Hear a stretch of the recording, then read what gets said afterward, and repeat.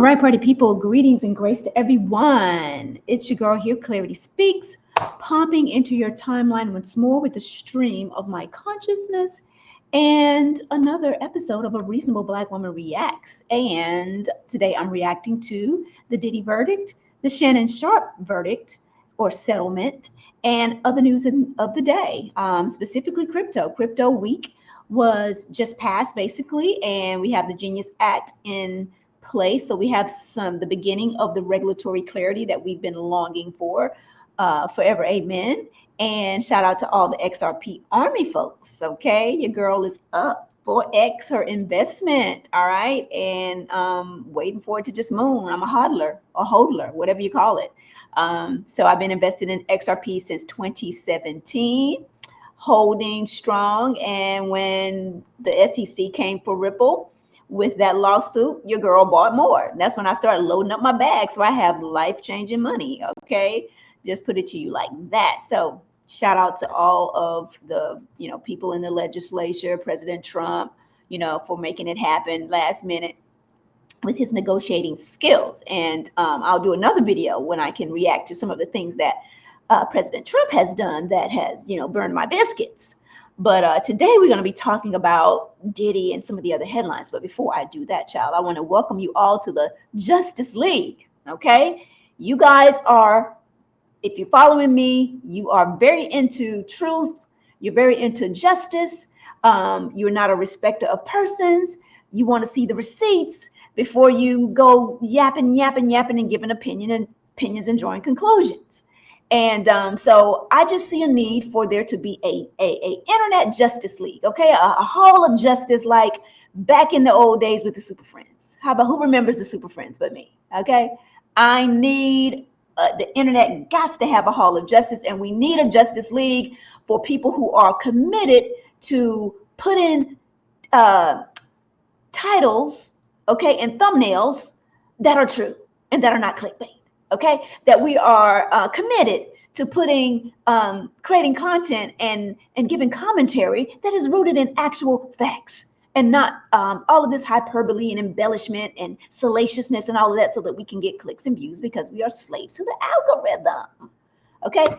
Yeah, that's the Justice League. So if you are tuned in and like how I'm showing up in the world here with Clarity Speaks, you like my energy, my vibe, then join the Justice League with me so we can police these folks who are out here lying in the titles and on the thumbnails. Okay, lying all on Diddy. Ain't read not now transcript. Burning my biscuits, people. But yeah, so Justice League, that's what I'm going to call my little community that I'm building up here, the Justice League. We are the Hall of Justice. We down there with Scooby-Doo and the crew, Nancy Drew, Doctor Who, Law and Order. Like, we the investigators. We want to see the receipts before we draw conclusions and start telling the people. Okay? All right. So what else? Look, I had some salmon.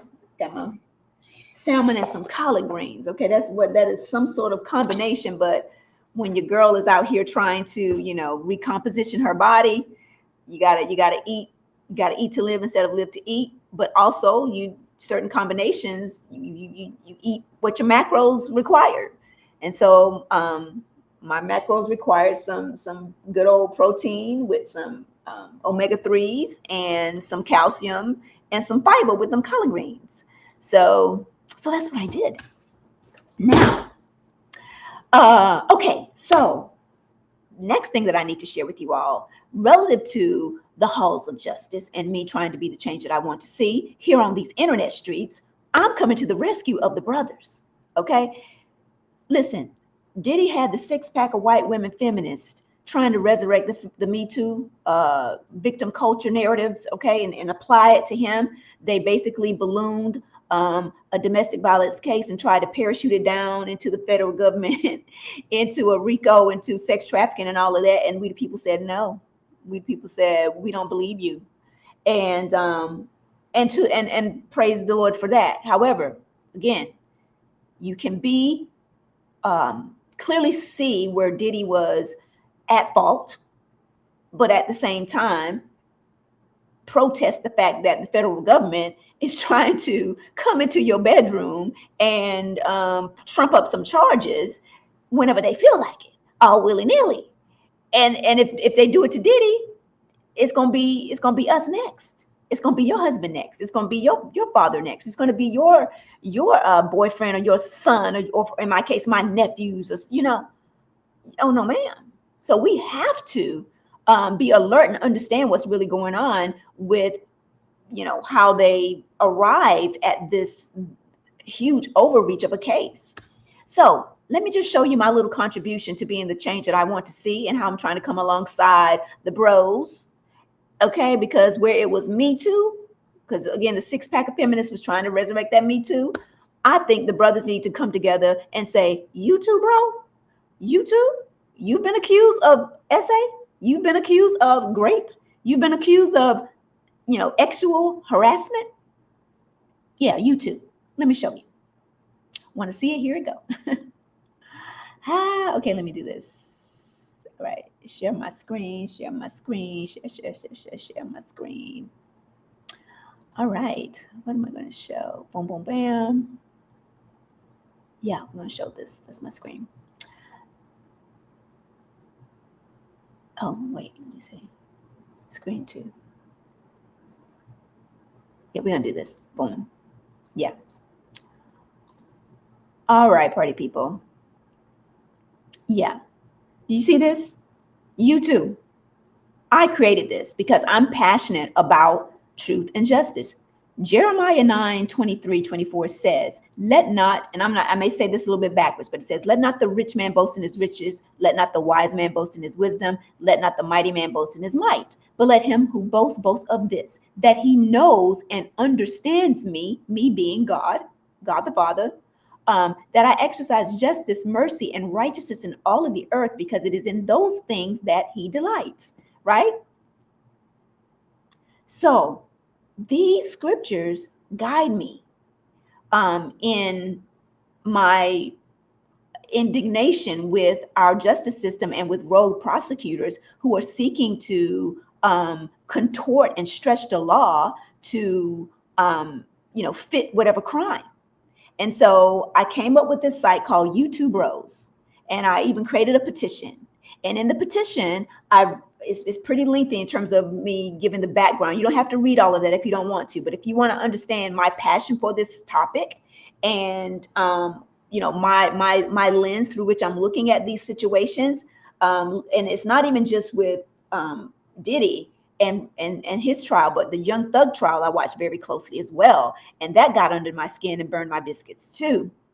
So I'm just noticing that these prosecutors just think that they can do anything, and again, if they get away with it and it becomes legal precedent, then we the little people, they could go in the same way that they went and pulled up that old antiquated Mann Act racist law to apply to Diddy in this his little sescapades. They could come and pull something like that, and if they have the activist judge and an activist prosecutors, because that's really what they are, they're really proving themselves to be just these activists.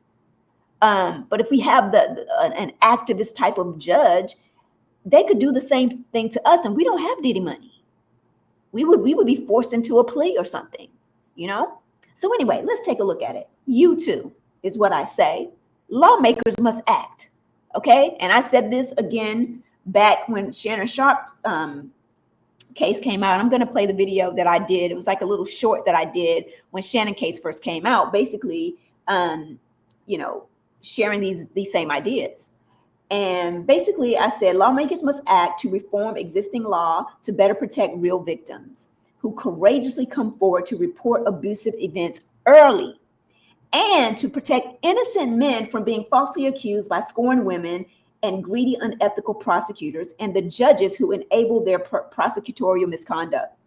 You too is a response to Sean Diddy Combs' trial, powered by the 2017-2021 Me Too era narratives that have created an illogical victim culture driven by predatory lawyers and its media advocates. Help spread the word about this movement. For it's wealthy men today, tomorrow it's you too. Okay? It's wealthy men today, tomorrow it's you too. So I have here a petition that you can sign. If you click here and you see the petition, which Mr. Shannon Sharpe here, basically what is the petition? We need to reform laws to protect real victims and innocent men from false accusations, from women scorned and other individuals, because it's not only just individuals. We have Little Rod out here with accusations, and we might even have to protect innocent women as well, because I see one of the sex workers is trying to sue Cassie. And I think, again, he's out here fabricating and embellishing, chasing clout, trying to capitalize and be an opportunist in this moment. So even though I think that she was doing the same thing to Diddy, I'm standing up for her in regard for her not only being a victim of domestic violence for Diddy, of not only being a victim of domestic violence at the hands of Diddy, but also she's now would be a target, like Diddy was a target, in my opinion, by her to get money by embellishing facts. Oh, not embellishing facts, just embellishing stories, right? I guess you could say embellishing facts, because I understand that this guy, his name is David. What's his name? David something. I'll show you the picture of him. Matter of fact, here he is, I think. No, wait. No.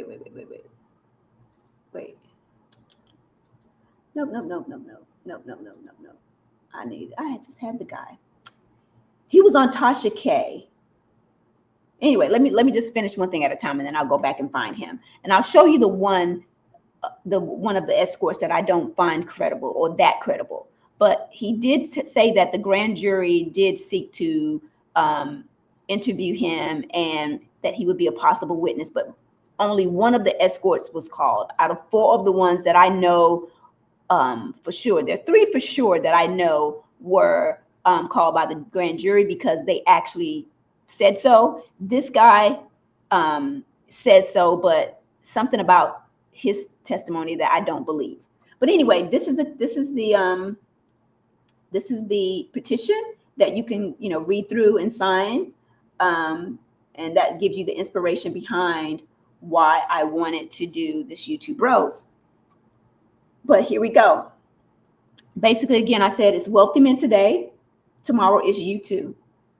This right here is Miss Comey. And I want to be able to talk about this as well, because there's a lot of speculation around why she was fired, because she was just, hated by Trump and all of that.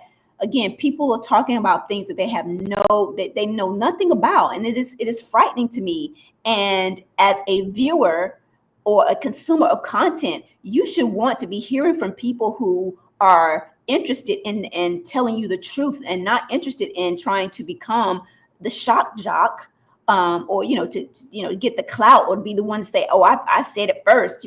All of these things, just becoming this slave to the algorithm, to the point that you just come out with stuff that isn't even true, and you're just putting clickbait up, and you're just discussing matters that you haven't even looked into, you don't even know anything about.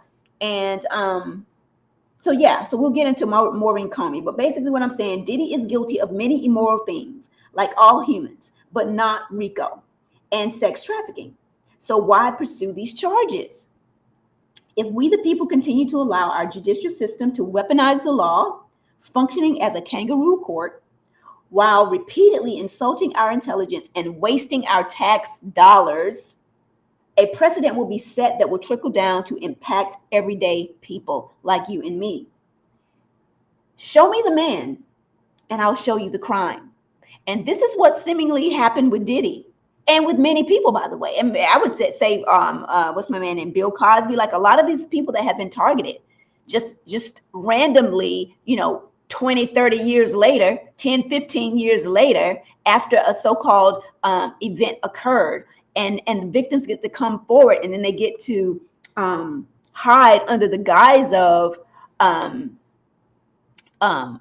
this psychology, Stockholm syndrome, and I was afraid, and then we have to go and psychoanalyze them to explain away, or to deflect away from their agency in their accountability. They had accountability. They had free will to walk away. This is not sex trafficking as we would know it down at the border, where these kids and women and even men have no choice. You're getting in a van and you're getting, you know, really trafficked.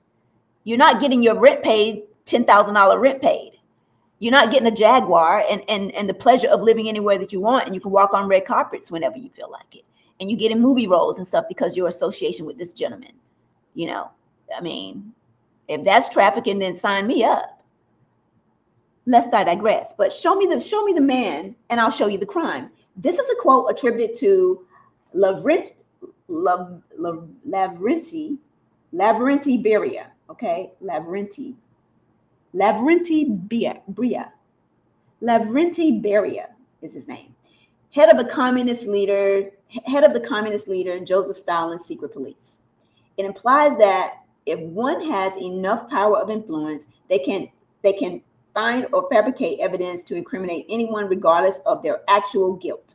It highlights the abuse of power and the manipulation of justice systems. So this was a quote by Joseph Stalin's head of the secret police. And basically, Joseph Stalin was the leader of a communist fascist regime. And his secret police said, "Sir, you got somebody in your crosshairs? You want to take them down? Show me the man, then I'll find the crime and I'll pin it on him, and we are, you know, we're good." This is what's happening, it seems, in our justice system as it relates to men today, particularly wealthy Black men in Hollywood. So let's take a look at this. Well, actually, before we do that, this is a video that I put together. I feel fooled, and I feel like people fooled by who, Jay? Fooled